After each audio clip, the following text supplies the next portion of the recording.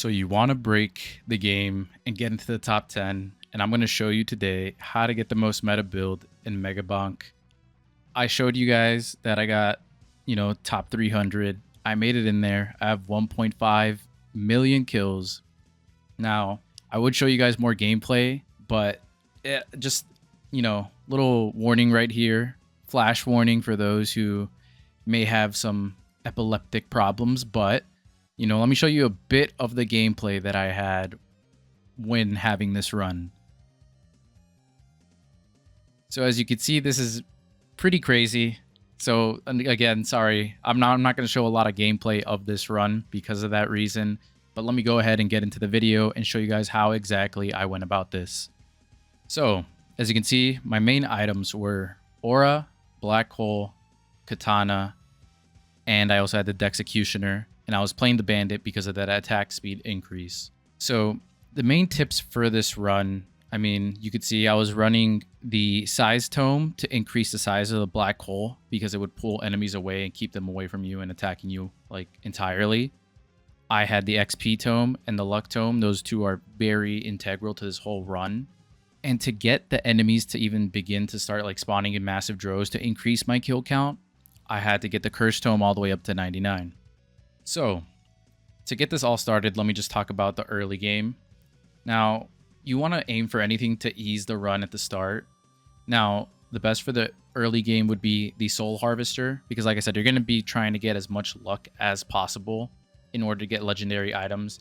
This is one of those meta runs where like you're going to have, this is the most optimized build basically. So if you don't get the items you want by stage 1 or even early stage 2, even then you're kind of cutting it close, you're going to have to restart your run. Now, this isn't the end-all be-all way to play. Again, you can look at my other guys. There's other ways to play and enjoy the game. But if you want the most meta run, if you want the best run possible, if you want to end up in the top like 10 for the leaderboard, you have to do this, unfortunately. So let me continue. Like I said, you get something like the Soul Harvester to start the game. If you get that in a chest, it'll help you go through the early game a lot more. It makes it easier for you to focus on tomes like luck and XP.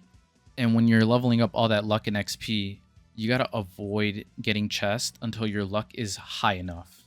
Because if you have that, then you're able to get the legendary items that, are all on here. Which the most important one, Joe's Dagger, but I'll get into that in a bit. You want to have 1 to 2 golden keys just to ensure everything goes as smoothly as possible. Again, because that goes with the luck. On shrines, just aim for +5 shield to buffer your health on like jumps and accidental hits, just so you're able to stay alive, because this early game is the most important part for this build. The whole point of the early game is just to survive as much as you can with these massive like difficulty spikes, all these enemies, and while continuously trying to level up and balance the luck and XP. So the anvil is not required for stage 1. Let me go over to the anvil real quick. As you can see, weapon upgrades now have +1 stats. It's not necessary for stage 1, but it is extremely optimal. If there's no anvil by stage 2, it's a likely restart. Avoid upgrading weapons without the anvil because, as you can see, you get +1 stats. So you want to keep your weapons at level 1 as long as you can until you get the anvil, and then you can start leveling them up. But again, that gets into the whole balancing act of trying to survive with just XP and luck and maybe like a size tome, which might not be enough to get you through that early game. So if you're having like a cooked run already, you might have to restart. Now, this is another thing.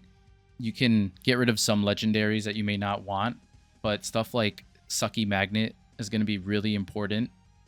But after you get it once, you want to banish it. So like if you get the magnet, get it once just so you could pull an XP and you could still get your level ups. But after that one like time you got it, banish it the second time you see it. Same with most other legendaries. You can get stuff like the Ice Cube once, like Spicy Meatball once. You can get these copies one time, but you want to focus on getting Joe's Daggers. The 1% to execute an enemy is really, really good. And if you keep stacking that, you're just going to keep instantly killing enemies. And as I said, with the black hole, you're pulling them away while also damaging them with your other stuff, and your size will help with the aura. So it's just instant execution, which is very, very optimal. And then you also want to focus on Zawardo, which is a JoJo reference, by the way. But yeah, you want to focus on this because it protects you from an otherwise like a kill or a hit that would kill you. It freezes time as well. So if you just keep stacking those two because you banned everything else after like I said, getting 1 copy of them, you can maintain this run for as long as you can. And even when you do get hit, you'll have a bunch of like attempts to continue and stay alive. Now, on the final swarm stages, you want to avoid running into walls or just moving too fast because enemies can spawn in and cluster you. And I've had this happen to me twice, and it's just terrible having that happen. So you want to stay in an open space because they could just spawn in, insta hit you, and then run is over, especially if the swarm's super, super powerful. Another big thing is that if you can't tell, I'm putting background footage as well of like when I started in the early game. I showed you guys the late game and when I died because I wanted you guys to see that I did get that high and it is possible with this build. But the rest of the background footage has been like me in the early stages because it's like the most palatable to put in video so you guys don't like, you know, have a seizure or something. But basically, you want to stay after the swarm as long as you can. I went on for like almost an hour in every swarm, and that's the main way to stack up that XP, luck, and all those level ups while also getting as many kills as possible, which is the main goal of this, because I'm assuming if you're watching this, you want the most meta thing and you just want to be top 10. So keep that in mind. You got to stay after in those swarms as long as you can. So again, if I hadn't made it clear, like make sure you don't banish the Joe's Dagger or, you know, Zawoldo, because those are the most important ones. I had another run before this where I basically ran out of banishes because you do have a limited amount. And I had Sucky Magnet and I got it a bunch of times. And it just wasn't worth it because I wasn't getting enough daggers to continue with the amount of enemies spawning in. I couldn't kill them and I ended up dying. So it was suboptimal.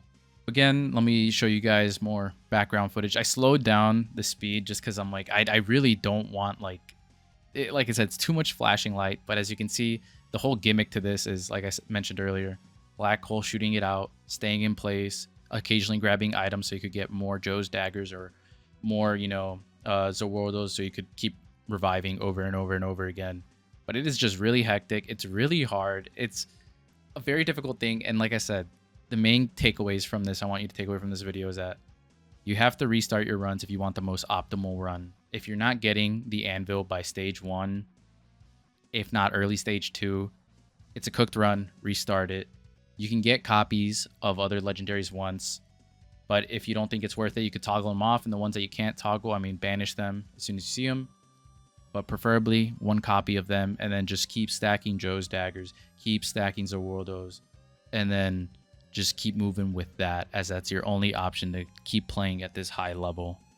And again, the balancing act is very difficult. If you're frustrated, if you tried this a bunch of times and it's not working, I get it. I've had to restart my run multiple times. I've had to do so much multiple times.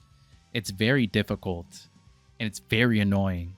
But this is what all the top players are doing. This is how they get up there in the leaderboard. And you have to really want to be up there if you know, do this strategy. Which again, I mean, fair. I tried.